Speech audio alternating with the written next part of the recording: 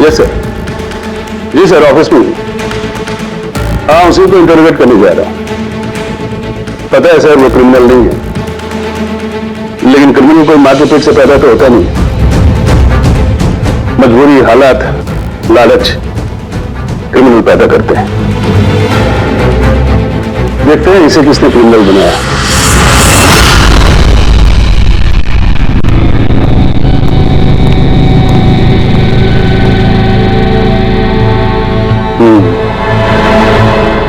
अब ये case CID नहीं, क्राइम ब्रांच को सौंप दिया गया है।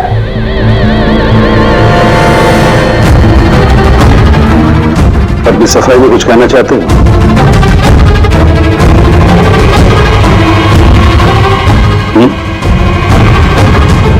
मैं deputy commissioner of police Rajiv, बहुत सुना है तुम्हारे बारे में, लेकिन कभी सोचा नहीं था इस हालत में मुलाकात होगी। मैंने भी बहुत सुना आपके बारे में सर। सुना है काफी सख्त ऑफिसर हैं आप। फिर तो तुम समझ गए होगे, थोड़ी सी भी ढील मैं तुम्हें दूंगा नहीं। कानून सबके लिए बराबर होता है सर। अगर मैंने गुनाह किया है तो सजा का उतना ही हकदार हूं जितना कि कोई आम मुजरिम। विक्रांत को क्यों मारा तुमने? उसे मारने की कोई वजह नहीं थी मेरे पास। अच्छा,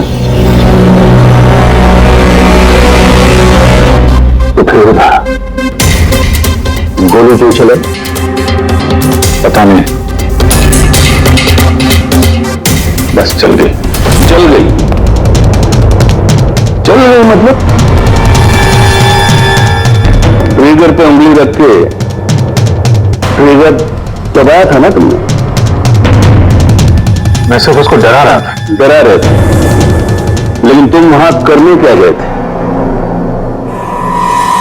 पुलिस उसे कोर्ट ले जा रही थी।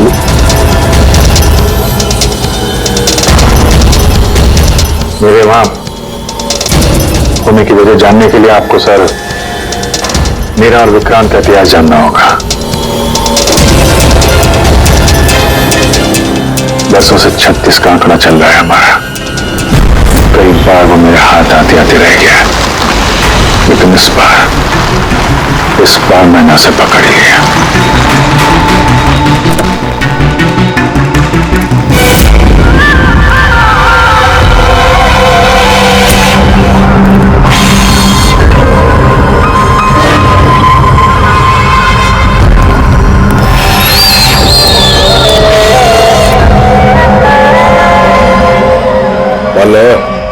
जी, आपने जितना बोला था उतना है।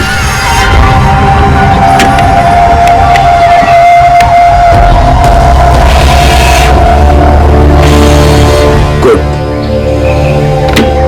अगला कंसाइनमेंट अगले महीने की 5 तारीख को। जी।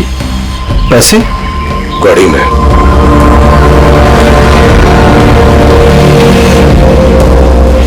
क्या बात है, इतना पसीना क्यों आ रहा है? पसीना? नहीं तो जो स्कूल में तुझे एडमिशन नहीं मिला था ना, उस स्कूल का हेडमास्टर था मैं।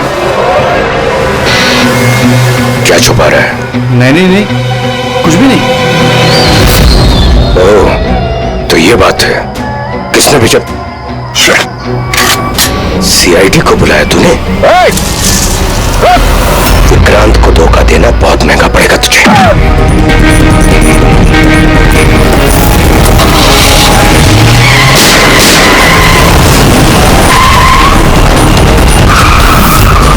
और इस तरह इस बार तुम उस तक पहुंच ही गए। हाँ, लेकिन हमेशा की तरह इस बार भी विक्रांत के नसीब में जेल की सलाखें नहीं लिखी थी। नामी गिरामी अपराधी विक्रांत ने सरकारी गवाह बनने का फैसला कर लिया है। वो मकरंद के खिलाफ अदालत में सारे सबूत देगा और इसके बदले अदालत उसकी सजा काफी हद तक माफ कर देगी। इन अपराधियों को पकड़ने के लिए हम लोग दिन रात एक कर देते हैं, अपने खून पसीना बहाते हैं। क्या इसलिए कि अदालत उनको दोबारा जुर्म करने के लिए छोड़ दे? अब अदालत को दोष मत दो अभिजीत। वैसे भी मकरन के खिलाफ उनके पास ज्यादा सबूत थे नहीं, और हमारा काम मुजरिमों को पकड़ना है, ना कि उनकी सजा तय करना। यार तो तुमको क्या लगता है, इसको छोड़ना सही है? अब सही तो नहीं है, पर हम लोग क्या कर सकते हैं, हैं?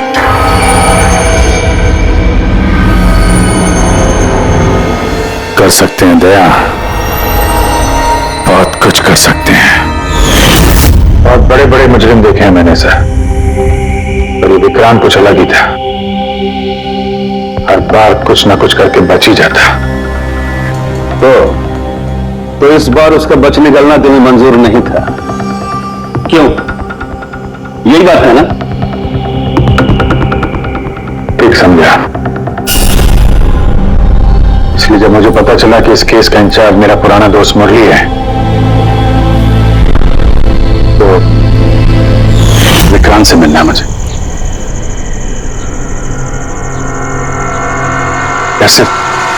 सिर्फ 10 मिनट। अभिजीत, तुम ये जानते हो कि ये मुमकिन नहीं है। This doesn't fit into any kind of protocol.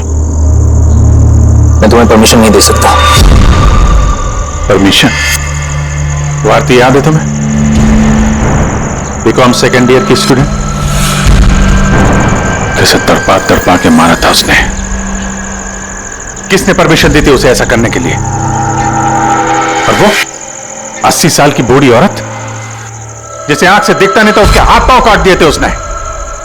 एक 8 साल के बच्चे तक को। अभिजीत, मैं उसकी पूरी केस हिस्ट्री को जानता हूं। फिर तुम ये भी जानते होगे किसी भी जेल में 15-20 दिन से ज्यादा नहीं टिकता ये विक्रांत। यार मेरा उससे मिलना बहुत जरूरी है। एक लड़की का किडनैप हो गया, पिछले 2 महीने से नहीं मिल रही है। सिर्फ विक्रांत जानता है कहां है वो। यार लड़की की जिंदगी का सवाल है, समझो यार, सिर्फ 10 मिनट।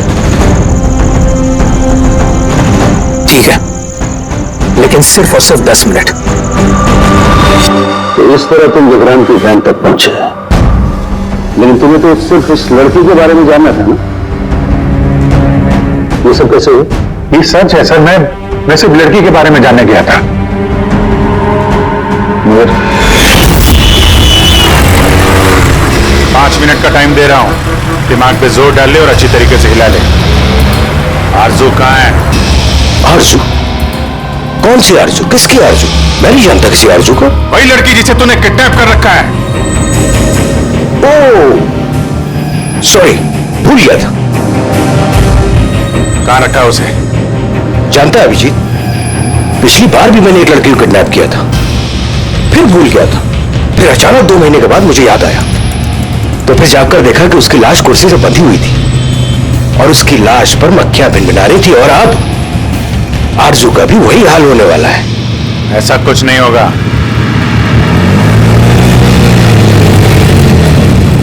कहां है आरजू?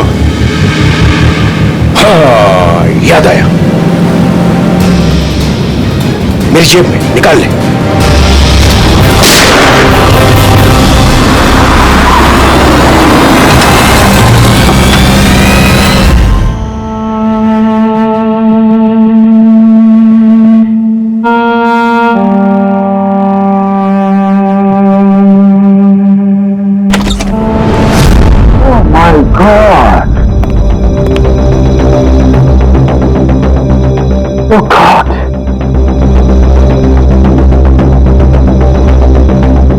मुझे तुम जैसे जिम्मेदार ऑफिसर से ये उम्मीद नहीं थी मुरली।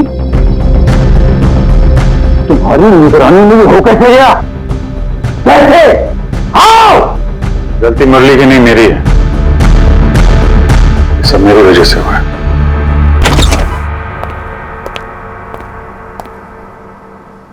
वाह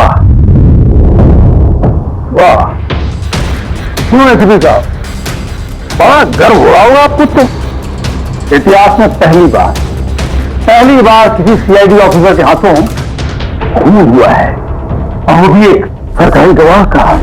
चैन साहब, आपको जो कुछ कहना है मुझे कहिए, अपराध मैंने किया है। तुमसे नहीं, एसीपी प्रद्युम्न से ही बात करूंगा, क्योंकि अगर सीआईडी की नाक कटती है तो फाइनली सारी जिम्मेदारी प्रद्युम्न के कंधे पर ही आती है। इसलिए तुमसे ही बात करूंगा।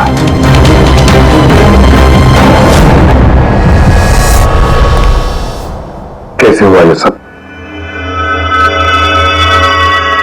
पता नहीं सर कैसे हो गया। मैं तो सिर्फ उसे गन दिखा के डरा रहा था सर। गोली चलाने का कोई इरादा नहीं था सर मेरा। अच्छा अच्छा अच्छा अच्छा अच्छा अच्छा अच्छा, तो तुम सिर्फ गन दिखा रहे थे, हाँ? और गन अपने आप चल गई। तुम सीआईडी ऑफिसर हो या कोई नौसिखिए? I mean amateur shooter. मैं पहला सवाल, तुम वहां गए क्यों थे? जब कानून अपना काम कर रहा था तो तुमसे किसने कहा था इतना बढ़ाने के लिए? जैन जी प्लीज, आप जरा शांति से बात कीजिए। अभिजीत एक सीआईडी ऑफिसर है, कोई राह चलता आदमी नहीं। देखो, अभिजीत मेरे लिए सिर्फ और सिर्फ एक मुजरिम है, मकरम की तरह। हाँ वैसे कितने रुपए लिए तुमने मकरम से विक्रांत को मारने के लिए?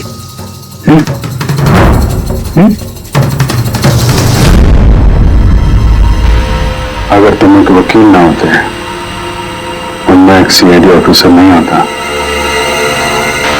तो ये सवाल तुम्हें बहुत भारी पड़ता। Oh really? देखो देखो देखो देखो, एसीपी प्रद्युम्न, इसके पूरा तो देखो, फोन करके बैठा है और मुझ जैसे लॉयर को, सीनियर लॉयर को धमकी दे रहा है। ऐसे चौधे लगाऊंगा, ऐसे चौधे लगाऊंगा, सांस चलने तक बैठ के सोओगे। यही अच्छी सोगे तुम वहां। मानता हूं गोली चलाई मैंने सर, विक्रांत को मार दिया, लेकिन उसे मारने का कोई इरादा नहीं था मेरा। खून सिर्फ खून होता है अभिजीत, इरादा चाहे कुछ भी हो, गलत या सही कोई फर्क नहीं पड़ता। अदालत में ये सब सामने नहीं आए। ये प्रोसिक्यूटर, जैन, मीडिया वाले धज्जियां उड़ा देंगे तुम्हारी, धज्जियां। इस जुर्म की सजा भुगतने के लिए मैं तैयार हूं सर, लेकिन जयंत और मीडिया वाले जो मुझ पर इल्जाम लगा रहे हैं मकरन से मिले होने का, यह मैं कभी बर्दाश्त नहीं कर सकता। अभिजीत, फिर तो तुम्हें कोई नहीं बचा सकता।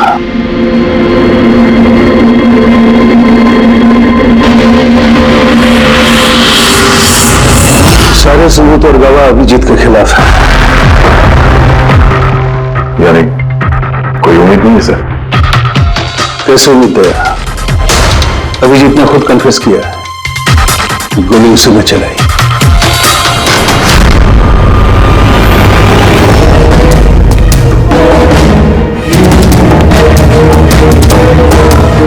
विक्रांत की मौत अभिजीत की गोली से नहीं हुई है।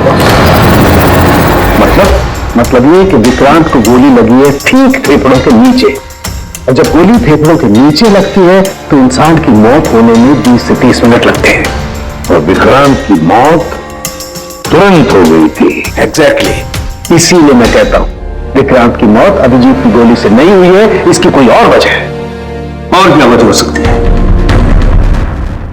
उस वैन में ड्राइवर अभिजीत और विक्रांत के अलावा और कोई नहीं था। एक गोली चली, वो भी अभिजीत के गन से। उस वक्त वैन के अंदर कोई और नहीं था, और वैन के बाहर तो कोई और हो सकता है।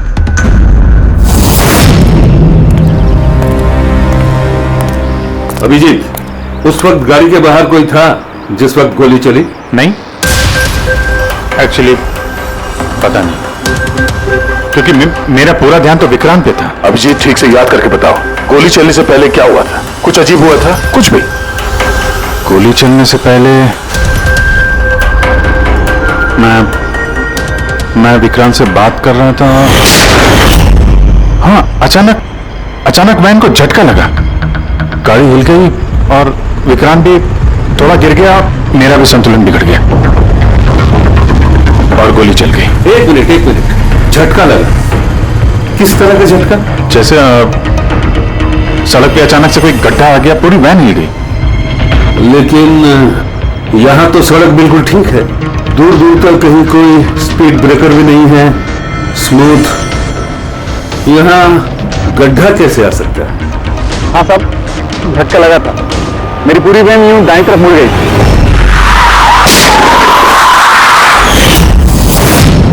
स्टीयरिंग खुद ब खुद घूम गया? हाँ सर। ये कैसे हो सकता है? अब ये तो मुझे भी पता नहीं चला कैसे हो गया। इससे पहले कि मैं वैन को संभाल पाता, पीछे से गोली चलने की आवाज आ गई।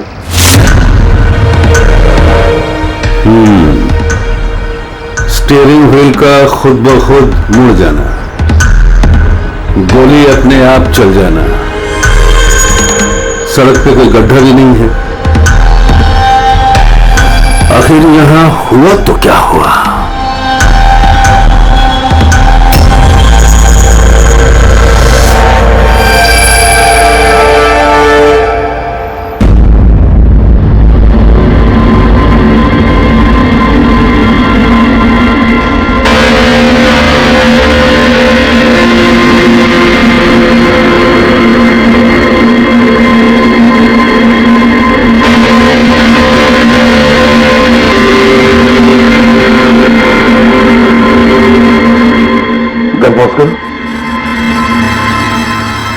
ये देखो, ये हादसा हुआ तो ये काली उसकी हुई, ये काली गाड़ी उस वैन के बगल में से पास हुई। मतलब सर विक्रांत का खून शायद इसी गाड़ी में? हाँ, हो सकता है सर। ये गाड़ी कहीं रुकी नहीं सर, ये सीधे सीधे चली गई और दूसरी गोली की आवाज भी नहीं आई। और एक बात नोटिस की तुम लोगों ने, 11:17 पर वो काली गाड़ी पास हुई वैन के बगल से, और एग्जैक्टली 11:17 पर विक्रांत की घड़ी भी बंद हो गई। हाँ सर, अभिजीत की घड़ी भी 11:17 पर बंद हुई थी। हाँ, ये दोनों घड़ियों का एक साथ बंद होना और इस कार का ठीक 11:17 पे वहां से गुजरना, ये संजोग नहीं हो सकता। बिल्कुल सर, बिल्कुल सही कहा आपने, कि कोई संजोग हो ही नहीं सकता। जरूर कोई ना कोई राज छुपा है उस काले रंग के एसयूवी में, जो अभिजीत की बेगुनाही साबित करेगा। तो यहाँ इस फुटेज में इस गाड़ी का नंबर तो दिख नहीं रहा है। इस जगह से 5 किलोमीटर दूर सर टोल नाका है, वहां के सीसीटीवी फुटेज से शायद इस कार की डिटेल मिल जाए।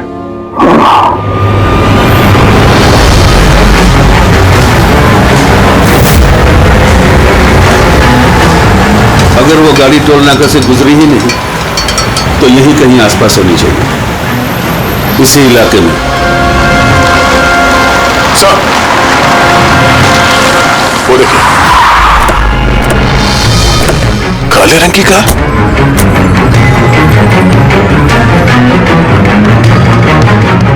ओह नो, रेडी, जरा आगे चेक करो।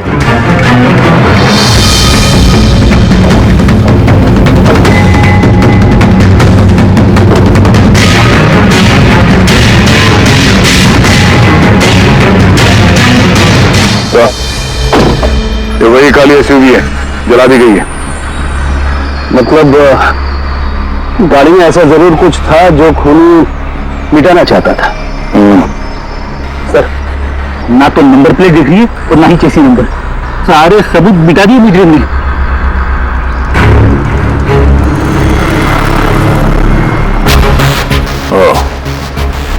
फिर एक काम करो, जरा आसपास पूछताछ करो, देखो किसी ने यहाँ पे कुछ देखा है क्या। अरे सुनो, ये जली हुई गाड़ी के बारे में कुछ बता सकते हो क्या? जी नहीं। हाँ? ये देखिए, सीट के नीचे ये डिवाइस पड़ा था। Electric device. हाँ साहब, के क्या डिवाइस है, कुछ पता चला? हाँ बस, पता तो चल गया है, लेकिन इसे अच्छी तरह से समझाने के लिए मुझे एक डेमो देना पड़ेगा आप लोगों को। मान लीजिए कि ये विक्रांत है और हम इसे मारना चाहते हैं, लेकिन हम इसके करीब नहीं जा सकते हैं। तो फिर इसे कैसे मारा जाए? कैसे? डॉक्टर साहब के हमें पता होता तो आपके पास क्यों आते? प्लीज आगे बताइए। हाँ, बताता हूं।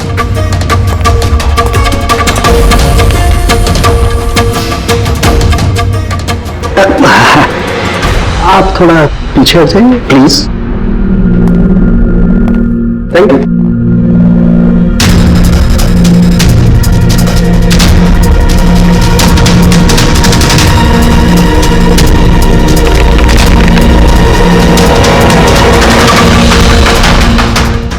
देखा आपने? बस बिना नजदीक जाए इसे ऐसे मारा जा सकता है। ये आपने किया कैसे सर? क्योंकि जैसे ही हमें इस डिवाइस के बारे में पता चला, हमने विक्रांत के पुराने मेडिकल रिपोर्ट्स मंगवाए जेल में से। ये स्कैन 2 महीने पुराना है और ये वाला स्कैन ये हमने कल रात को लिया उसके बनने के बाद।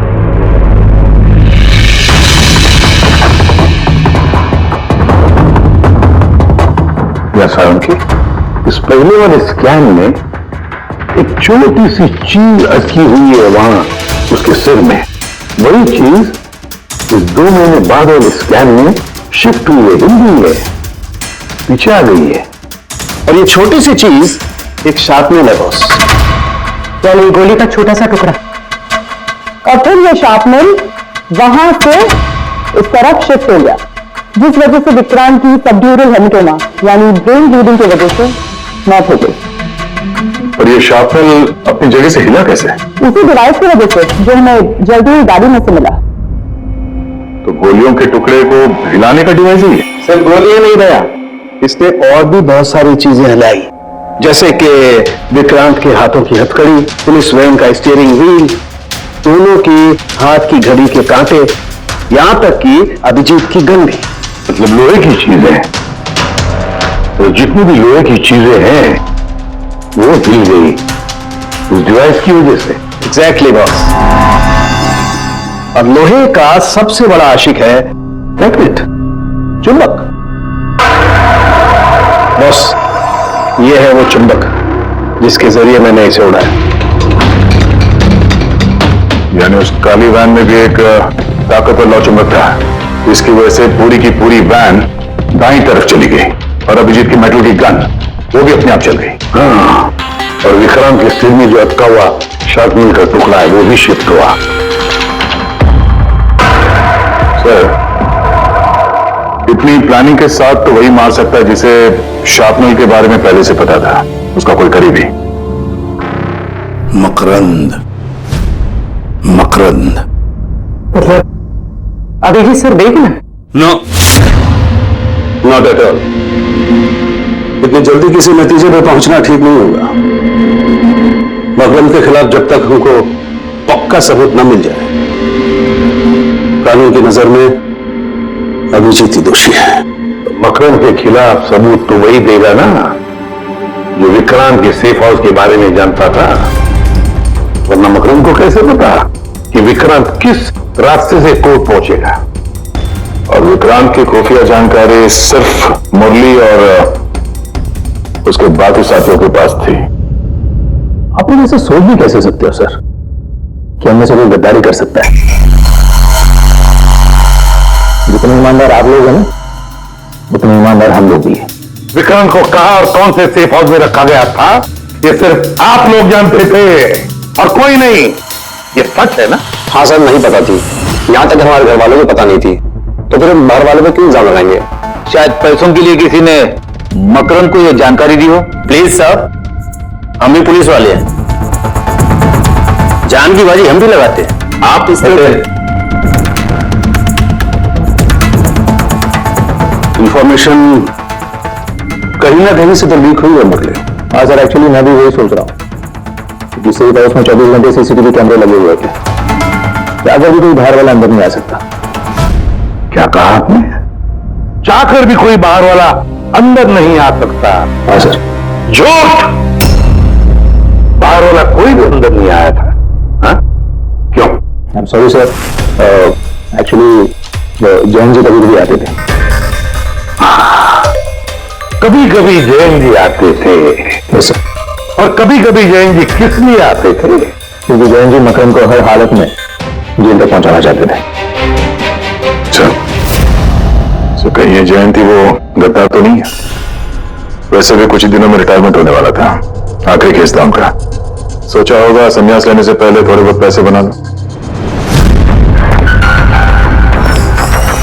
सर, सर राकेश जयंत ने काफी पैसे बनाए। अभी 10 दिन पहले इसने पुणे में 10 करोड़ का फार्म हाउस खरीदा है। क्या? हाँ सर, ये रहा इस पार्टी के फोटोग्राफ।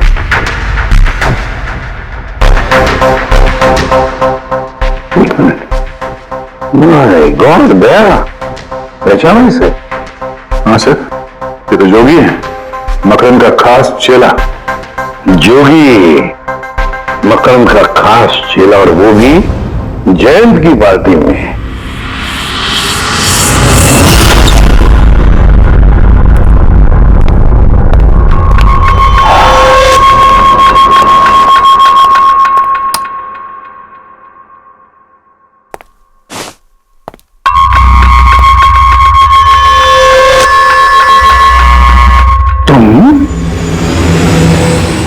यहाँ कैसे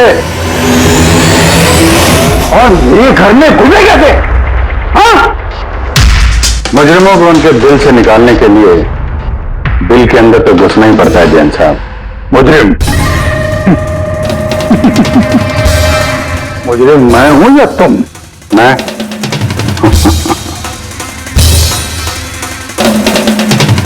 लेकिन ये तस्वीर ये कुछ और ही कहानी कह रही है।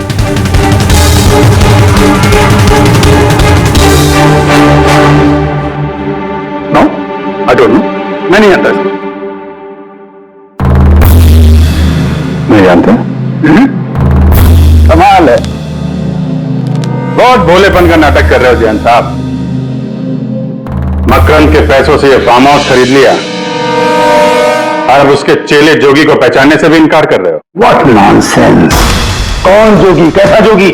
मैं किसी जोगी वोगी को नहीं जानता। अगर नहीं जानते तो ये जोगी तुम्हारी पार्टी में क्या कर रहा था? देखो, मेरी पार्टी में 400 से ज्यादा लोग आए थे, अब मैं हर एक को तो नहीं पहचानता ना। और रहा सवाल मेरे फार्म हाउस का, तो मेरी जिंदगी भर की खून पसीने की कमाई है, समझे? मकरंद की बात कर रहे हो तुम? वो देखो, उस केस में उसके खिलाफ सारे सबूत मौजूद हैं। विक्रांत ने मरने से पहले मुझे सारे सबूत सौंप दिए थे। मकरंद को तो मैं फांसी पर लटकाऊंगा और साथ में तुम्हें भी। देखो क्या हुआ, कुछ तो आना हुआ क्या लाइट को?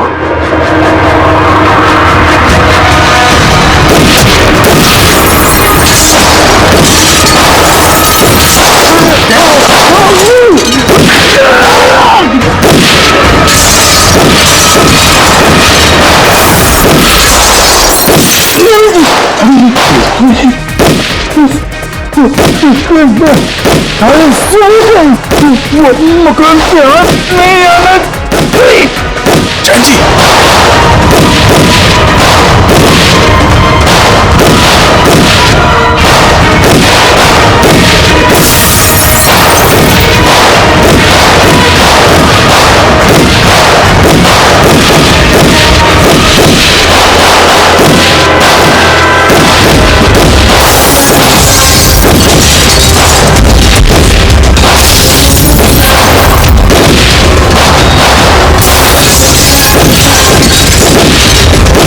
कमाल कर दी तुमने अभिजीत, वाकई कमाल कर दी।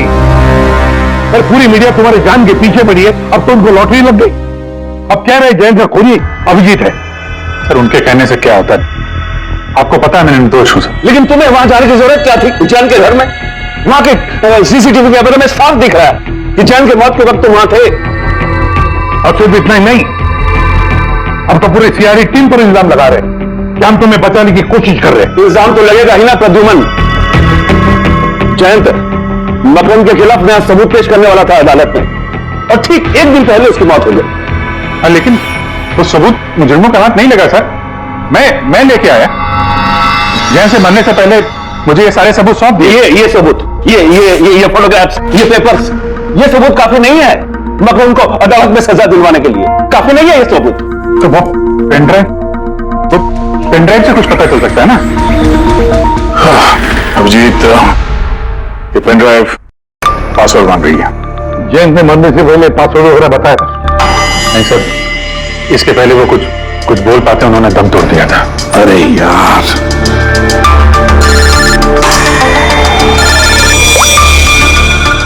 हेलो, हाँ पूर्वी। अच्छा, ओके ओके, ठीक है सर। पता चल गया जोगी को जैन जी की पार्टी में कौन लेके गया था। कौन लेके गया था? खुद जैन जी की पीए सोनल।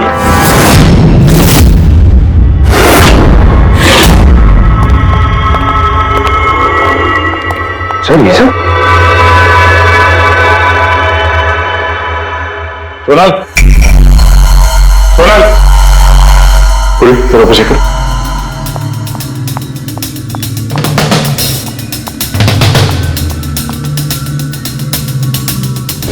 Sonal,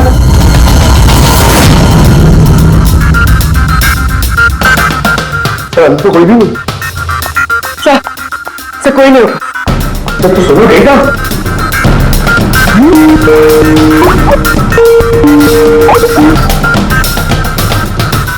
video call.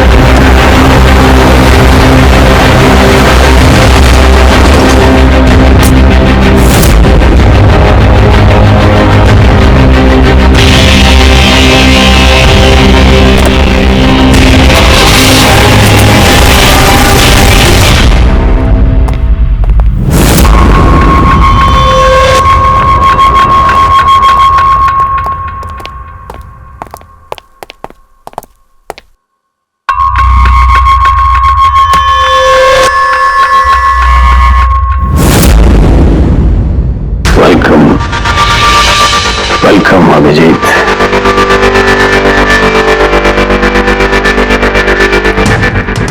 मकरम के आशियाने में तुम्हारा स्वागत है।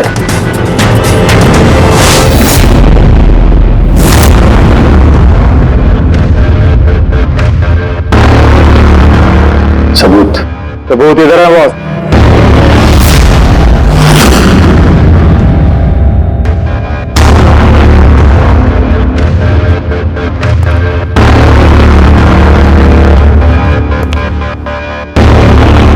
मकरम, सबूत तुम्हें मिल चुका है, अब सोनल को जाने दो।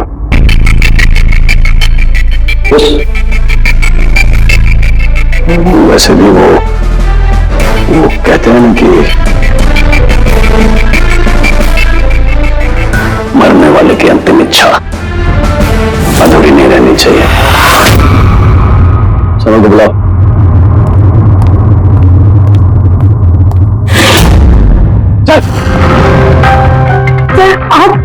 सोनल तुम ठीक हो? हाँ सर मैं ठीक हूँ। तुम जाओ यहाँ से। लेकिन सर आप मेरी चिंता मत करो, तुम निकलो, जाओ।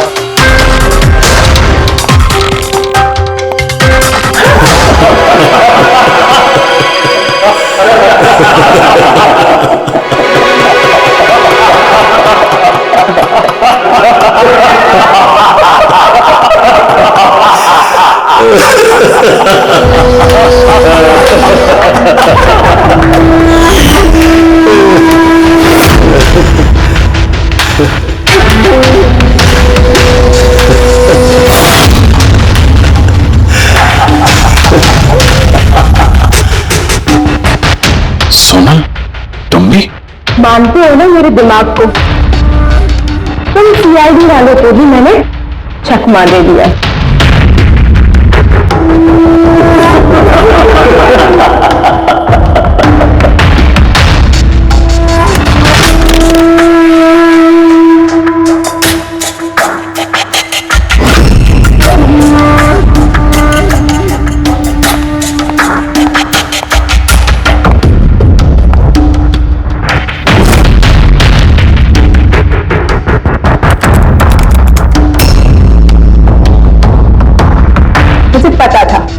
जयंत यही पासवर्ड रखेगा। Makram will die.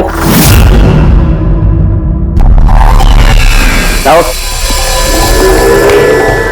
stop conversation. Start the operation.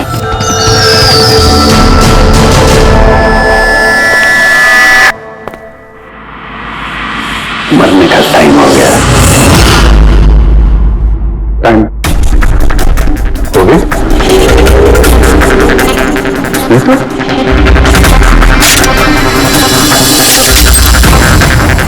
Oh, magnet. तुम लोगों को क्या लगा चुंबक को हथियार बनाना सिर्फ तुम लोगों को आता है?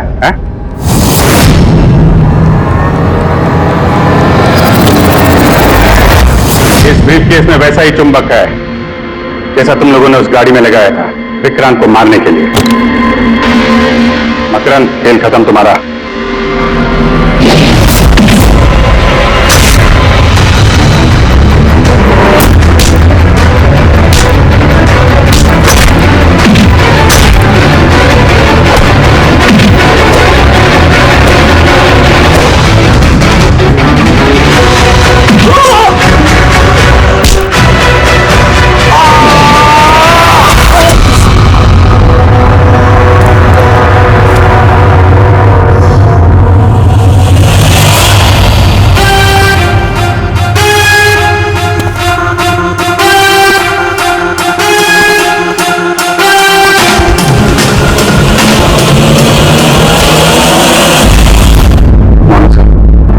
Congratulations अभिजीत, फाइनली तुम पर लगे सारे इल्जाम आज धुल ही गए और एक बार फिर उसी गर्व के साथ तुम सीआईडी की ड्यूटी ज्वाइन कर सकते हो। सर, हमने आरजू को बचा लिया सर। मकरंद के साथियों को पता था कि विक्रांत ने उन्हें कहां कैद करके रखा था, तो सर जयंत जी का सपना पूरा नहीं हो पाया मकरंद को जेल भेजने का। चलो जो भी है, all well that ends well.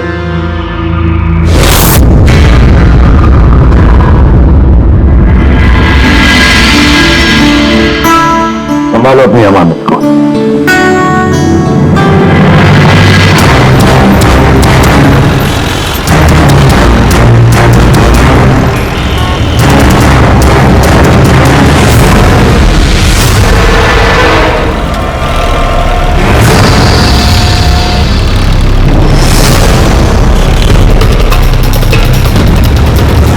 उस्ताद, बहुत डर लग रहा है। पप्पू देख, तू टेंशन ना ले। तू टेंशन लेता है ना तो मेरा भी टेंशन बढ़ जाता है यार। प्रेशर डाउन रख अपना।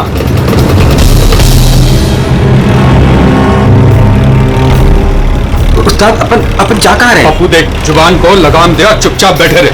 सही पहुंचेंगे हम।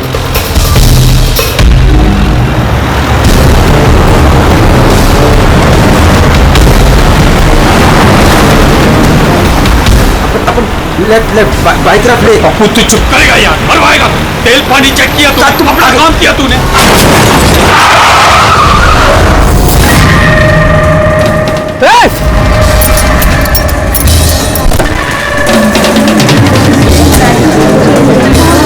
तेरी तो क्या किया तूने? पी के गाड़ी चला रहा है क्या सुबह सुबह में? अंधा है क्या? दिखा नहीं? ये अंदर बैठ के क्या देख रहा है मुझे? बाहर निकल, निकल। ये देख क्या किया तूने? क्या किया? सर सॉरी सर, गलती हो गई। इतना बड़ा गाड़ी देखा नहीं तूने और ठोक दिया? मैं ठीक करा दूंगा सर, हमारा खुद का गैराज है सर। नहीं पप्पू सर, मैं एकदम A1 करा दूंगा सर। ये नया तरीका ढूंढा है धंधा करने का। तुम जैसे लोगों को ना मैं अच्छे से जानता हूँ। अभी रुको, पुलिस को बुलाता हूँ। सर प्लीज चुप करना यार। अरे वैसे भी तुम लोग टोइंग वाले को ना बहुत ज्यादा नाटक हो गए। सर मेरी बात तो सुनो सर। और तू देख क्या रहा है, जाके गाड़ी साइड लगा यार। अरे सर, अरे क्या रुकूं मैं? ऐसा करते हैं ना, साइड में बात कर ले। क्या साइड में हूँ मैं? सर मैं बोल रहा हूँ ना, A1 करके दूंगा सर, नंबर 1।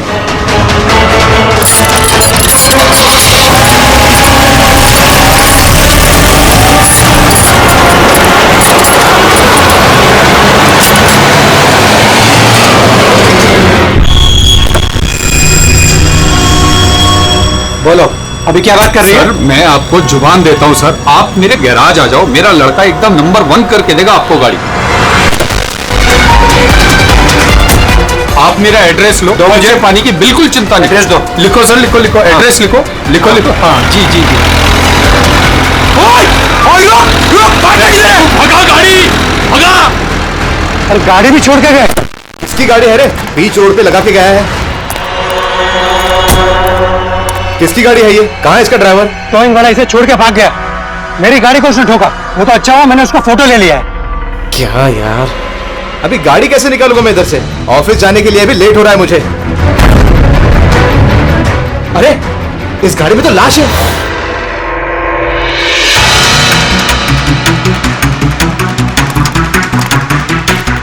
अगर जरूरत पड़े तो हम आपको इन्वेस्टिगेशन के लिए फिर से बुलाएंगे। ठीक है।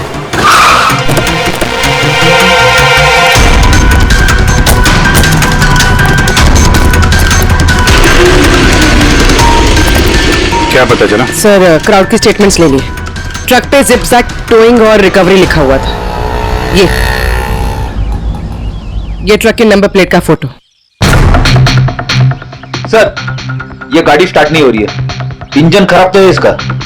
सर क्राउड से किसी ने उस टोइंग ड्राइवर को बोलते हुए सुना था कि उसका अपना खुद का गैरेज है, वो गाड़ी गैराज ले जा रहा है। बॉडी चेक किया? हाँ सर। सर सिर पे एक, सर आप कहें तो फॉरेन एम्बेसीज में इसकी फोटो भेज देते हैं, शायद कोई आइडेंटिफिकेशन मिल जाए। इसमें बहुत टाइम लगेगा पूर्वी। एक काम करते हैं, बॉडी को फॉरेंसिक लैब भिजवाते हैं और वो टोइंग वैन वाला और इस गाड़ी का जो ओनर है उसका पता लगाते हैं। जो गाड़ी वो टोइंग वाले छोड़ के भागे थे, उस गाड़ी के मालिक का पता चल गया। कोई हिरन नाम का आदमी है। बात हुई उससे? हाँ सर, बोल रहा था कि उसकी गाड़ी कल रात और आज सुबह के बीच चोरी हो गई थी। उसने आज सुबह लोकल पुलिस स्टेशन में रिपोर्ट भी लिखवाई है। अब मैंने चेक कर लिया। जब गाड़ी वहां मिली तब वो कहां पर था? ऑफिस में। सर मैंने आई विटनेस से बात करी है, शायद वो सच बोल रहा होगा। और वो टोइंग ट्रक वाला, उसके बारे में क्या पता चला? अरे सर उसका लाइसेंस नंबर और नाम दोनों नकली है। जिप जैप नाम की कोई कंपनी है ही नहीं। शायद उसने किसी और नाम से रजिस्टर की हो। एक काम करो, यहाँ पे जितने भी टोइंग कंपनीज हैं उन सब की पूरी डिटेल्स निकलवाओ।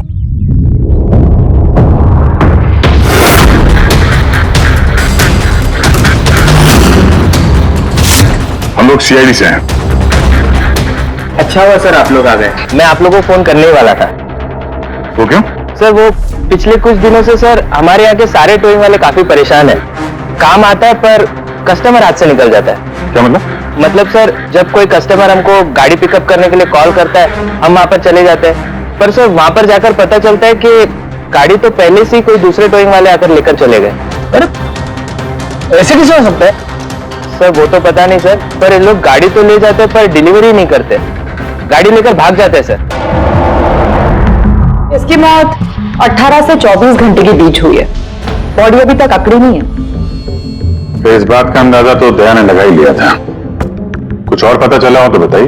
भाई साहब एक तो किस्मत बहुत अच्छी है तुम्हारी कि तुम्हारे साथ डॉक्टर सालू थे, और दूसरा ये देखो। ये क्या? ये इसके हाथ पे से मिला है फिंगरप्रिंट। किसके? ये ऑब्वियसली जिसने पकड़ा होगा उसके होंगे नहीं यार। मतलब फिंगरप्रिंट्स अभी भी बिल्कुल फ्रेश हैं, मिटे नहीं है। सर ये बहुत अच्छी लीड दे दी आपने। दे दी ना? तो एक काम करो, इस लीड को लेकर के जाओ और पता करो ये फिंगरप्रिंट्स आखिर हैं किसके। तब तक मैं इसकी ऑटोप्सी कर लेता हूं। सर मैं ये फिंगरप्रिंट्स अपने क्रिमिनल डेटाबेस में मैच करके देखती हूँ। सर आप बोलिए। सर फिंगरप्रिंट्स का मैच मिल गया। मुकुंद हमारे क्रिमिनल डेटाबेस में था। अरे तो वही कार थी वह मुकुंद, गाड़ियां चुराने वाला, काफी बार जेल भी जा चुका है इसके लिए। यही है सर। सर वहां पे जो क्राउड था उनमें से कुछ लोगों ने टोइंग वालों को करीब से देखा था सर, और उनकी मदद से ये 2 स्केचेस बनवाए मैंने। तो मुकुंद है? बिल्कुल, अपना प्रमोशन कर लिया इसने। चोर से सीधा मर्डरर। अभिजीत कौन हो? इस मुकुंद ने ही इस औरत को मारकर उसकी बॉडी को किसी बंद गाड़ी की डिक्की में रखा, और सर वही उस कार को टो करके ले जा रहा था। सर पूछताछ किया तो पता चला कि जिप-जैप टोइंग जैसे नकली टोइंग कंपनी पिछले कुछ दिनों में टोइंग के नाम पे गाड़ियों की चोरी कर रही है सर, और हो ना हो ये मुकुंद इस सब में शामिल है। लेकिन सर हमारे पास कोई सबूत नहीं है इसके खिलाफ। एग्जैक्टली सर, अब हम इसे पकड़ेंगे कैसे? रंगे हाथों। जूम टोइंग सर्विस जी, मेरी गाड़ी पीवी रोड के टर्न पे बंद पड़ गई है। अब अपना टोइंग ट्रक भेज देंगे? ओके ओके, जल्दी आइए प्लीज। हाँ,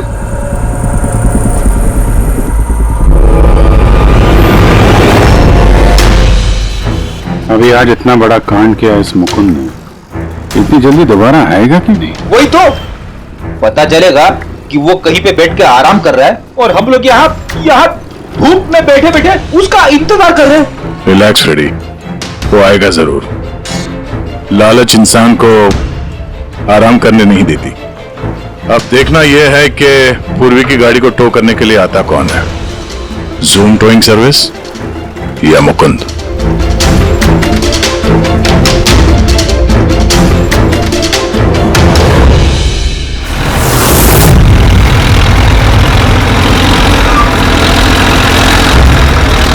ये तो जूम वाला ही आ गया। एक्चुअली गाड़ी स्टार्ट हो गई है, आप जा सकते हैं। Thank you so much.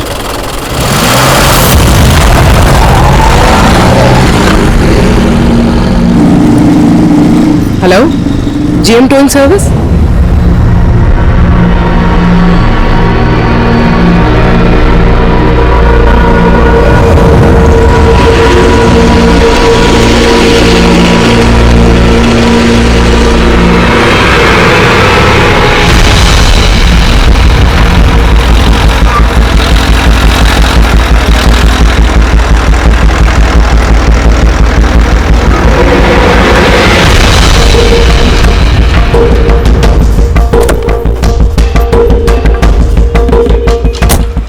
जी, मैंने जीएम टोइंग सर्विस में फोन किया था। ये तो स्पीड है। मैडम वो भी अपनी है, ये भी अपनी ही है। जी हाँ मैडम। मैडम एड्रेस लिख दीजिए जहाँ गाड़ी डिलीवर करना है। तू एड्रेस लिखवा ले, मैं गाड़ी लगाता हूँ। ठीक है। पूर्वी ने कॉल किया था जीएम टोइंग सर्विस को और आया ये स्पीड टोइंग ट्रक। ये मुकुंद दिख नहीं रहा है। मैडम आप ऑटो से फॉलो कीजिए, हम लोग गाड़ी लेके आगे चलते हैं। ऑटो।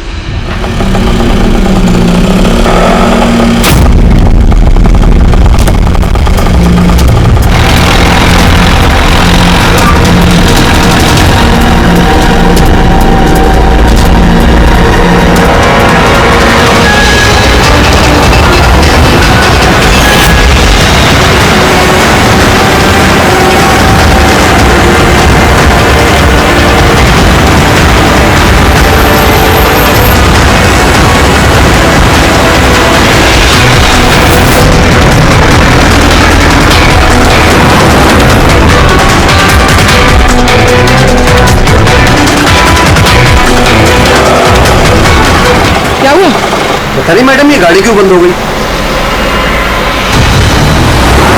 कितना टाइम लगेगा? पता नहीं मैडम, मैं इंजन चेक करके बताता हूँ।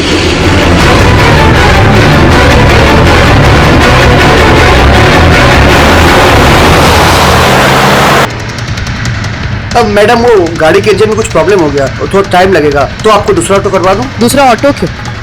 मैं तुम्हें सरकारी गाड़ी में लेके चलती हूँ। अरे मैडम मैंने क्या किया? चल मैडम।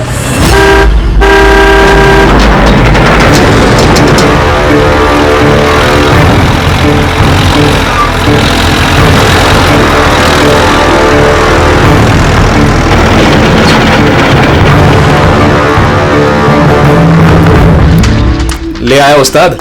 अरे वाह मास्टर, गाड़ी तो बहुत बढ़िया है। गाड़ी लाने में कोई दिक्कत तो नहीं हुई? अरे अपन के होते हुए दिक्कत क्या हो सकती है उस्ताद? हाँ, बड़ा हाई फाई लड़की थी, जबरदस्त। अच्छा, अपना वक्त पे आ गया ऑटो वाला भी, वो लेकर निकल गया, अपन भी क्लियर आ गए, है ना? और नहीं तो क्या भाई। आप कौन? मैडम ने यहाँ का एड्रेस दिया था। एड्रेस? आप लोग कौन है? सीआईडी। चलो अब तुम सबको तुम्हारी असली जगह पे ले जाते हैं। चल।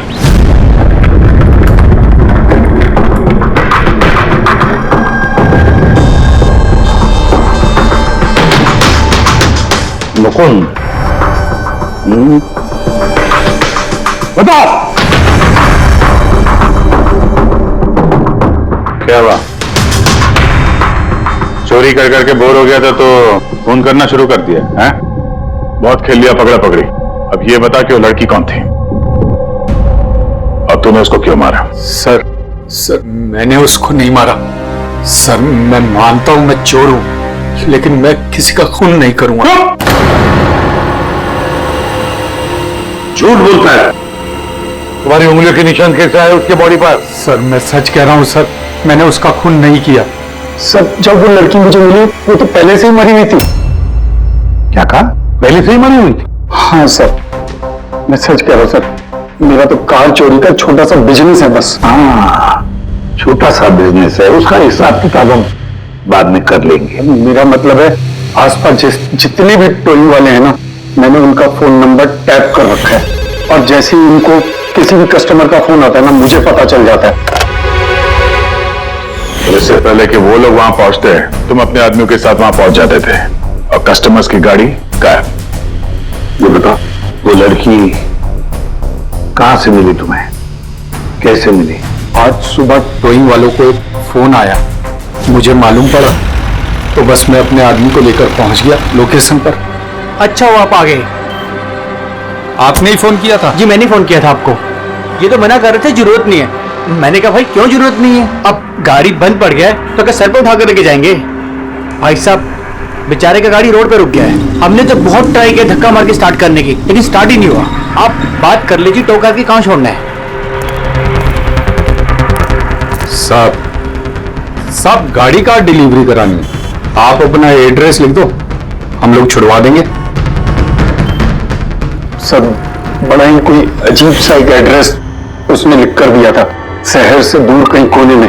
मैंने पूछा नहीं क्योंकि मुझे लगा मुझे वैसे भी कौन सी वहां गाड़ी लेकर जानी है। रिक्शा साहब, हम लोग आपकी गाड़ी लेकर आगे चलते हैं, आप ऑटो में बैठ के पीछे से आओ। रिक्शा वाला हमारा ही आदमी था, उसको मालूम था क्या करना है।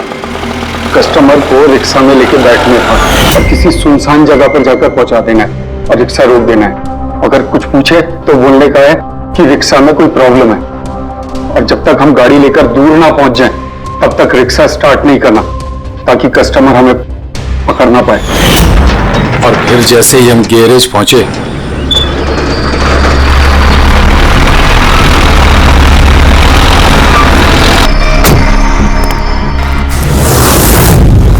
क्या बात है उस्ताद, क्या जबरदस्त माल लेकर आए हो। गाड़ी तो मास्टर मक्खन है, गाड़ी के अंजर पंजर करो अलग, किसी को पता नहीं चलना चाहिए भाई। उस्ताद जी कौन है? अबे क्या हुआ पप्पू? वाह रे वाह, उस आदमी का हुलिया जानते हो, गाड़ी वाले का? सर उसका स्केच बनाओ हमारे लिए। तो ये है वो आदमी जिसका स्केच मुकुंद ने बनवाया था, लेकिन ये ठीक नहीं लग रहा सर। ऐसा लगता है कि ये अपने हुलिये के पीछे कुछ और ही है। इसकी दाढ़ी नकली लग रही है सर। मुकुंद टोइंग कंपनी से मिला मुकुंद और ये उसका पार्टनर पप्पू, और मुकुंद से मिला ये दाढ़ी वाला जो गाड़ी चला रहा था। तो ये बेचारी लड़की कौन है? ये कौन है? मैं बताता हूं बॉस, ये लड़की कौन है। कौन?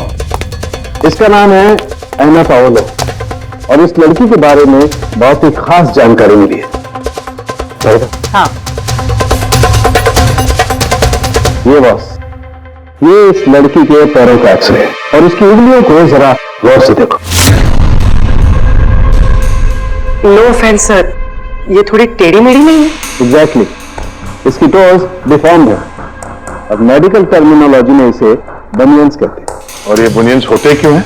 भैया बहुत ही टाइट नुकीले जूते पहनने की वजह से, ऐसे जूते जिसमें उंगलियों को जरा भी जगह नहीं मिलती और उंगलियां एक दूसरे पर चढ़कर सिकुड़ जाती हैं, दब जाती हैं। पैरों का अंगूठा बाकी उंगलियों को दबा देता है, जिसकी वजह से अंगूठे का जॉइंट यानी मेटाटार्सोफेरेनियल जॉइंट इस तरह से टेढ़ा हो जाता है। ऐसी क्या मजबूरी है सर कि ये शूज पहनना कंपलसरी है? प्रोफेशनल मजबूरी, अपने काम की मजबूरी की वजह से। जैसे एक बैले डांसर्स को ऐसे ही जूते पहनने पड़ते हैं, उन्हें अपनी टोज पर ही डांस करना होता है। बैले डांसर अंगूठे पे हद से ज्यादा प्रेशर पड़ने की वजह से ऐसा होता है। एग्जैक्टली भैया, और एक बैले डांसर को कम से कम 5-6 घंटे तो ऐसे जूते पहनने ही पड़ते हैं। इसीलिए बैले डांसर्स में ये बनियन काफी कॉमन होता है। शायद ये हैना भी बैले डांसर थी। ऑटोप्सी में और क्या मिला? चीक इम्प्लांट्स। अब ये नया क्या है? कॉस्मेटिक सर्जरी का एक हिस्सा होता है, ज्यादातर सेलिब्रिटीज इसे इस्तेमाल करते हैं। अगर किसी को अपने किसी बॉडी पार्ट को एनहांस करना होता है, थोड़ा बड़ा या प्रोमिनेंट दिखाना होता है अच्छा दिखने के लिए, तो वो उस हिस्से में ऐसा इम्प्लांट डालते हैं। कुछ भी, जैसे चीक्स, चिन, हिप्स, कोई भी पार्ट। मतलब उसने अपने गालों में इम्प्लांट किया था? हाँ बेटे, और इसी इम्प्लांट की वजह से मुझे इस लड़की की जानकारी मिली। बॉस, हर इम्प्लांट में एक खास सीरियल नंबर होता है, और जब मैंने इस लड़की के इम्प्लांट का सीरियल नंबर पता किया और जानकारी की, तो इसका नंबर जाकर के मिला रशिया में, मॉस्को में। वहां पर एक प्लास्टिक सर्जन कुद्नेत्सोव से इसने अपना इम्प्लांट करवाया था। उन्होंने मुझे कुछ और भी जानकारी दी। ये देखिए सर, ये इमेज है चीक इम्प्लांट के पहले का, और ये वाला इम्प्लांट के बाद का।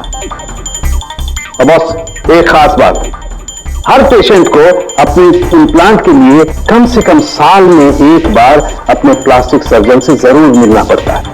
और हैरानी की बात यह है कि ये लड़की है ना, अपने सर्जन से पिछले 5 साल में एक बार भी नहीं मिली।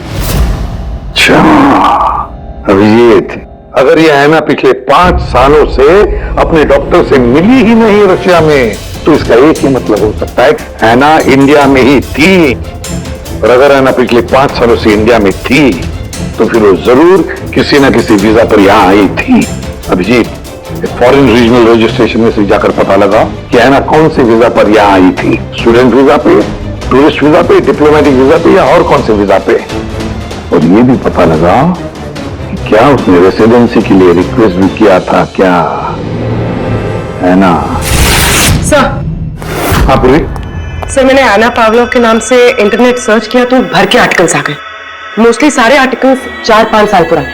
आर्टिकल्स? क्या लिखा, क्या आर्टिकल में? सर लिखा है कि एना मॉस्को की फेमस बैले डांसर थी, जिसकी मौत अपनी ही गाड़ी में आग लगने से हो गई। क्या? सर ऐसा कैसे हो सकता है? वो तो यहां घूम रही थी। अभिजीत, बहुत बड़ी गड़बड़ है ये, गड़बड़ है। सर पुलिस को एना की जली हुई गाड़ी से उसके बोन्स मिले, और पुलिस ने उसके बॉयफ्रेंड को भी अरेस्ट किया था मर्डर चार्जेस पे। हैना को उसके बॉयफ्रेंड ने मारा था? हाँ सर, उसका बॉयफ्रेंड रशियन माफिया से मिला हुआ था। पुलिस काफी सालों से उसके पीछे पड़ी थी, लेकिन उन्हें कोई सबूत नहीं मिल रहा था। लेकिन इस केस में उन्हें सबूत भी मिल गया।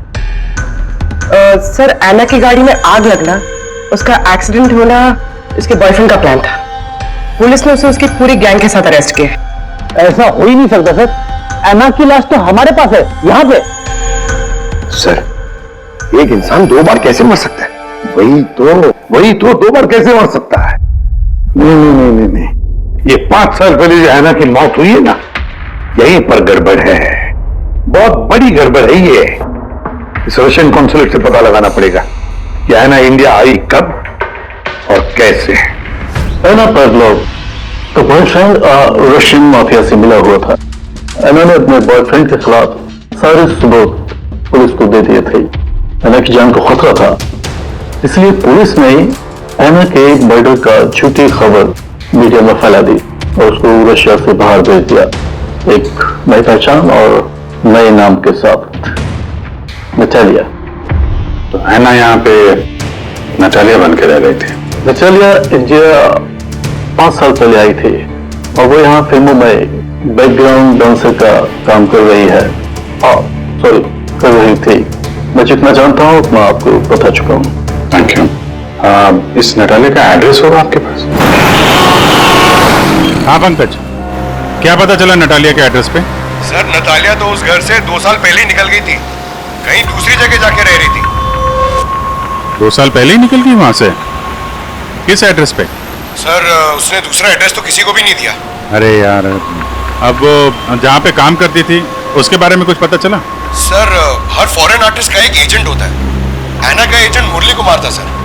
रशिया और यूक्रेन से जितने भी बैकग्राउंड डांसर्स इंडिया आते हैं, वो मोस्टली मुरली लेकर आता है। अरे ठीक है यार, उसका एड्रेस मिला क्या ये बताओ। हाँ सर, उसके ऑफिस का एड्रेस अभी आपको भेजता हूँ। हाँ, वो एड्रेस फटाफट भेजो। ओके। व्हाट? ओ गॉड, कब हुआ ये? करीब 24 घंटे पहले। This is shocking. लेकिन नतालिया को क्यों मारेगा कोई? She was such a nice girl. मेरे साथ 5 साल से काम कर रही है वो। She is one of my best dancers. आपसे उसने कभी कोई बात की थी अपनी किसी परेशानी के बारे में? नहीं, ऐसा कुछ नहीं, लेकिन पिछले 2 हफ्तों से काफी परेशान दिख रही थी वो। मेरे कुछ डांसर्स अभी हैदराबाद गए शूट के लिए और नतालिया ने उस शूट से जाने से भी इनकार कर दिया। आई डोंट नो व्हाई, क्योंकि नॉर्मली नतालिया काम से ना नहीं करती। इतने सालों से नतालिया यहाँ पे थी तो किसी से तो अपनी प्रॉब्लम शेयर करती होगी, कोई करीबी, कोई दोस्त। उसकी रूममेट सोफिया, काफी अच्छे दोस्त हैं वो, शायद उसे कुछ पता होगा। आपने और कुछ नोटिस किया पिछले कुछ दिनों में? कुछ दिन पहले मुझे गोवा से एक फोन आया था एक आदमी का। काफी हेवी रशियन एक्सेंट था उसका। नतालिया के लिए पूछ रहा था और यही बात बताने के लिए मैंने नतालिया को फोन भी किया, लेकिन उसका फोन लगा नहीं। कौन था वो आदमी, कुछ मालूम है उसके बारे में? क्या नाम था उसका? अलेक्जेंडर। Yes, Alexander. उसने कभी पहले भी बात की थी आपसे? नो। इस नटालिया का एड्रेस ले लो जरा। नटालिया का एड्रेस देंगे? श्योर। पंकज, जरा रशियन एम्बेसी से पता करो कोई अलेक्जेंडर नाम का आदमी इंडिया है क्या? कहाँ रहता है, कब आया, उसकी पूरी डिटेल्स निकालो।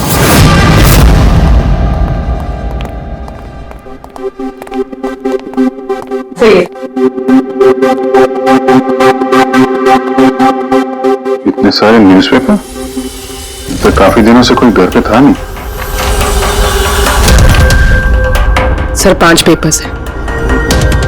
5 दिन? तो मरने से 4-5 दिन पहले ये नतालिया घर में थी नहीं, कहाँ थी? सर हो सकता है वो अलेक्जेंडर और उसके रशियन बॉयफ्रेंड के डर से कहीं जाकर छुप गई हो। देखते हैं।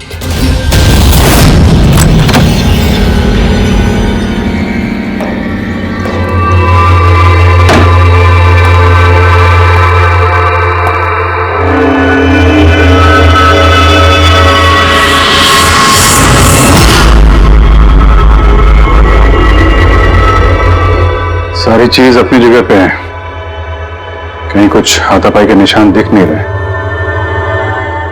ऐसा लगता नहीं है कि नतालिया का खून यहां पे हुआ है।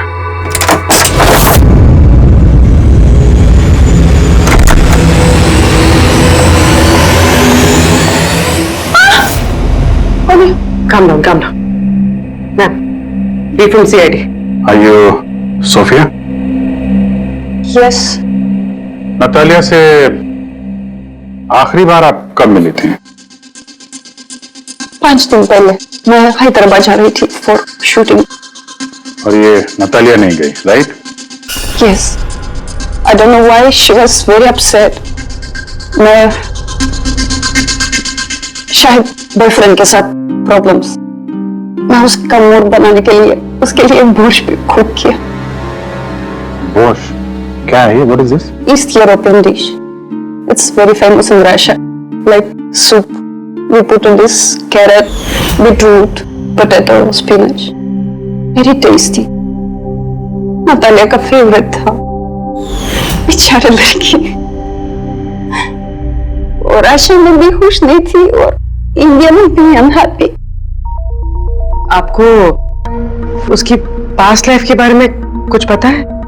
थोड़ा थोड़ा। वो बहुत नहीं बोलती थी अपने बारे। आई थिंक कि उसका बॉयफ्रेंड भी उसको भी नहीं पता होगा। बॉयफ्रेंड? ये बॉयफ्रेंड कौन है, कुछ आइडिया है आपका? यस, लक्ष्य, बिग मैन। बट नतालिया बहुत अपसेट होती थी उसके साथ हमेशा। क्यों? वो दोनों लड़ाई, फाइटिंग ऑलवेज। नतालिया लक्ष्य को बोलती थी डिवोर्स लेने के लिए और लक्ष्य हमेशा बोलता था हाँ हाँ, बट हमेशा झूठ ही बोलता था। ये आपके सामने ये लोग लड़ते थे? कभी लड़ते हुए देखा इनको? नो, बट नतालिया और लक्ष्य की वाइफ को देखा था। ये हैदराबाद जाने से पहले 1 डे बिफोर हम शूटिंग पे थे और लक्ष्य की वाइफ आई थी और सेट पे नतालिया को बहुत गाली दी, बहुत shouting and big fight, very bad. I see. ये लक्ष्य का एड्रेस है आपके पास? नतालिया के साथ अफेयर को कितना टाइम हो गया? तो करीब 1 साल हो गया। और सर हम दोनों डिवोर्स भी ले रहे हैं। सर रिसेंटली मैंने एक दूसरा बंगला भी खरीदा है। हाँ, देखती हूँ कितने दिन रह पाता उस 2 टके की डांसर के साथ। 6 दिन पहले आपका नटालिया से कोई झगड़ा हुआ था? जी हुआ था, और उस टाइम मुझे बुरा भी लग रहा था कि मुझे उससे झगड़ा नहीं करना चाहिए था। मैंने अच्छा नहीं किया, लेकिन मैंने बहुत अच्छा करा उसकी बेइज्जती करके। जो औरत मेरी जिंदगी बर्बाद करेगी, मैं उसकी जिंदगी नहीं बर्बाद करूंगी क्या? तुम्हें आता क्या है दूसरों की लाइफ बर्बाद करने के सिवा? एक मिनट। कल रात नतालिया का खून हो गया, समझे? आखिरी बार कब बात हुई थी उससे? सर उस दिन झगड़े के बाद वो मेरा फोन नहीं उठा रही है सर। कल रात कहां थे तुम? सर मैं अपने नए बंगले पे था। कोई साथ में था? कोई आई विटनेस? नहीं सर, मैं अकेला था। और आप? मैं भी घर पे ही थी, अकेले। हाँ पंकज, अलेक्जेंडर मुंबई आ रहा है। कितने बजे?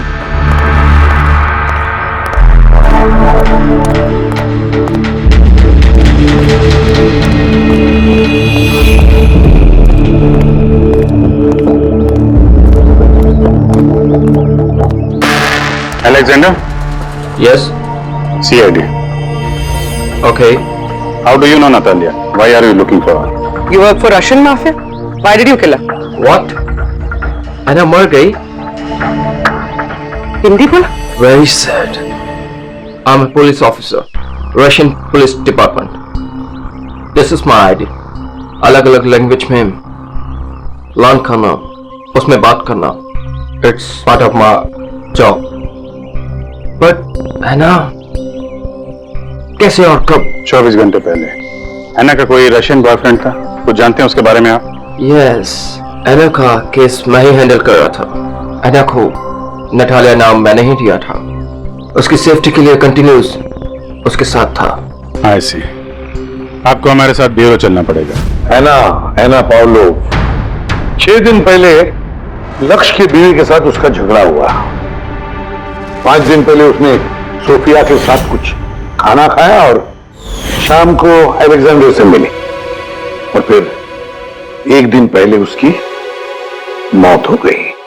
अब पता लगाना यह है कि बीच की जो 5 दिन हैं, वो 5 दिनों में वो कहां थी। ना उसे किसी ने देखा, ना वो किससे मिली। सर शायद खूनी ने उसे किडनैप कर लिया होगा। एना के फोन रिकॉर्ड चेक किए? हाँ सर। सर 5 दिन पहले ना एना ने किसी को कॉल किया, ना उसे किसी का कॉल आया। आखिरी लोकेशन भी ट्रेस नहीं हुई। सर 5 दिन पहले की लोकेशन उसके घर के पास के टावर की। ये कैसे हो सकता? किसी से तो मिली होगी, किसी से तो बात की होगी, खाना वाना तो खाया होगा। उसके ऑटोप्सी रिपोर्ट में से पता चलेगा आखिरी बार कब खाना खाया था उसने।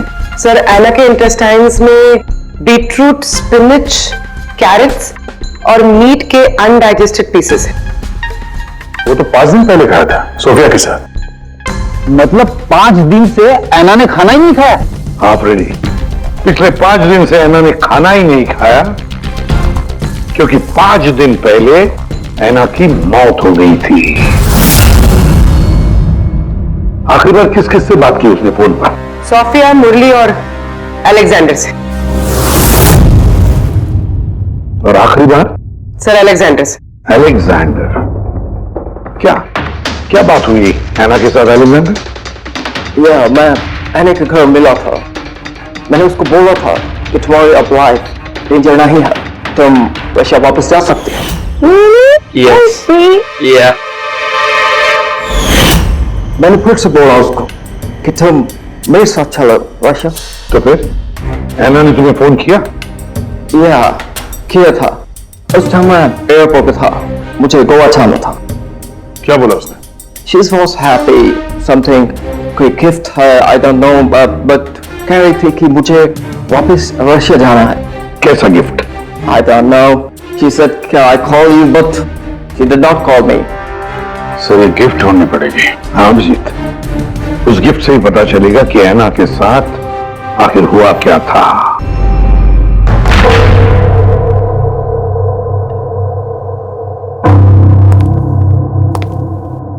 आपने कुछ अलग देखा? Like did you see something different? No, मैं इस कमरे में नहीं आई थी। ये नतालिया का कमरा है। नतालिया को हाल ही में कोई गिफ्ट मिला है। उस गिफ्ट के बारे में कुछ आपको मालूम है? नहीं। अभिजीत, गिफ्ट बॉक्स तो है लेकिन खाली है, कुछ नहीं अंदर।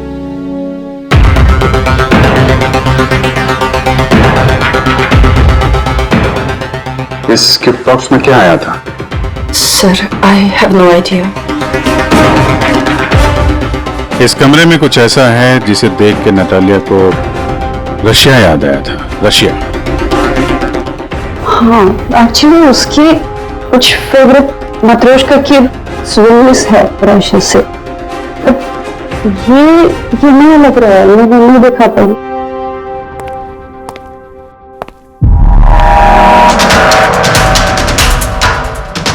ये नया है?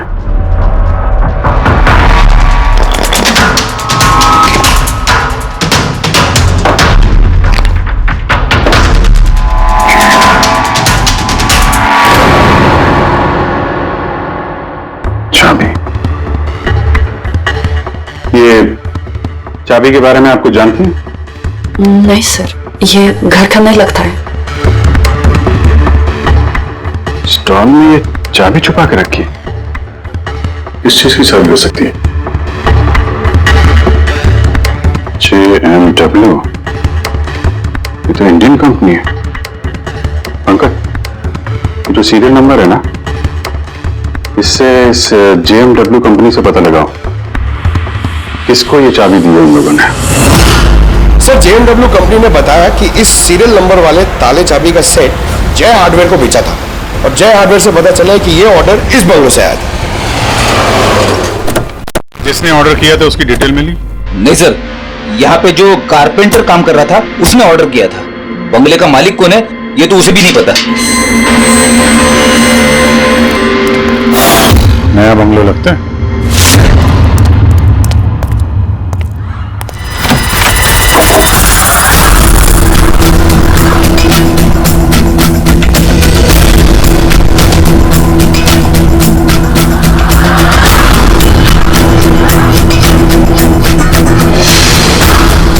काफी प्यार से घर बनाया है। पूरा घर छान मारो, देखो क्या मिलता है।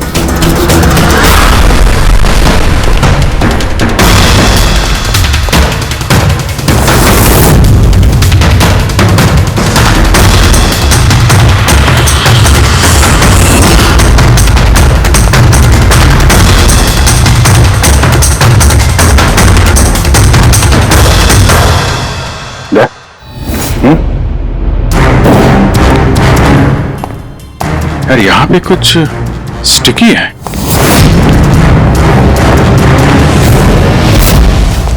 सर, बाथरूम में कोई है, मालिक ही होगा। इंतजार करो उसका, वहीं पे रहो, बाहर भागने ना पाए वो।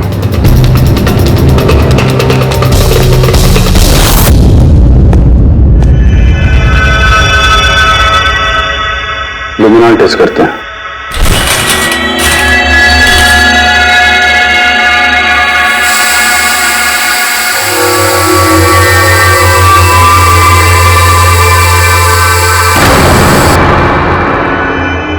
माय गॉड, या तो काफी खून है, लगता है को यही मारा गया।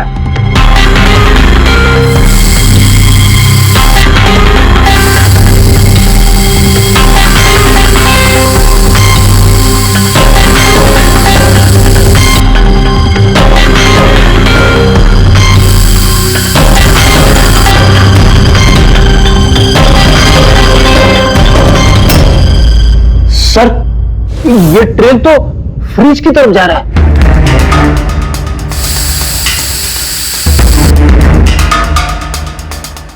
फ्रिज खून से भरा हुआ था। लगता है ऐना को मारने के बाद बड़े ठिकाने लगाने से पहले यहाँ फ्रिज में ही रखा था। इसलिए ऐना की मौत का टाइम हम ठीक से एनालाइज नहीं कर पाए। सर, काफी देर से नहा रहा है। चलो देखते हैं जरा।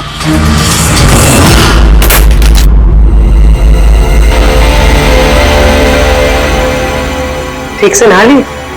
कहीं खून तो नहीं रह गया?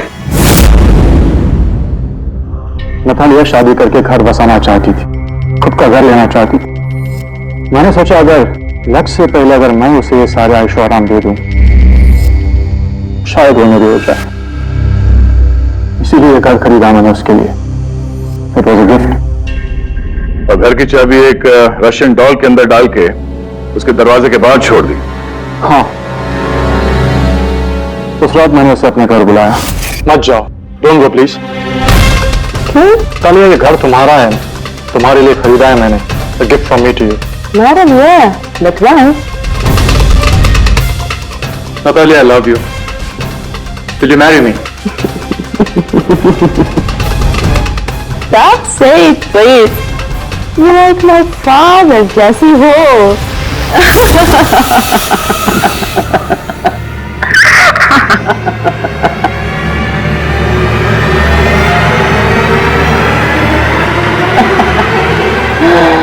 Oh my God.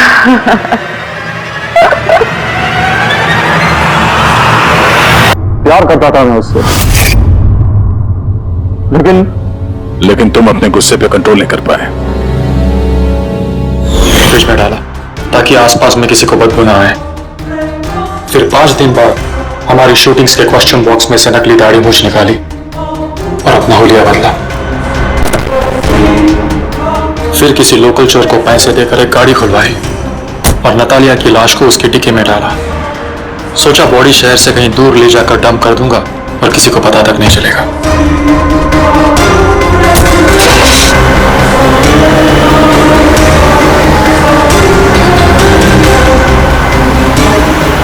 लेकिन गाड़ी बीच रास्ते में ही बंद पड़ गई।